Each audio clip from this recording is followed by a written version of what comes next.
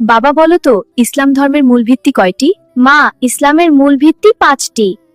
বাবা, ঈমানের স্তম্ভ কয়টি? ঈমানের স্তম্ভ 6টি। দিনে কয়বার নামাজ পড়া ফরজ? মা, দিনে 5 বার নামাজ পড়া ফরজ। রোজা কোন মাসে রাখা হয়? মা, রোজা রাখা হয় রমজান মাসে। কাবা শরীফ কোথায় আছে? মা, কাবা শরীফ মক্কা শহরে আছে। মুসলমানরা নামাজ পড়ার সময় কোন দিকে মুখ করে? মা, মুসলমানরা কাবা শরীফের দিকে মুখ করে নামাজ পড়ে। ইসলামের পবিত্র গ্রন্থের নাম কি? মা, ইসলামের পবিত্র গ্রন্থ হলো আল কুরআন। কুরআন পড়লে কি পাওয়া যায়?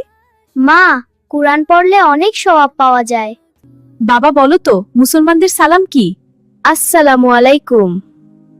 সালামের জবাব কিভাবে দিতে হয়? ও আলাইকুমুস সালাম। অজু কেন করা হয়?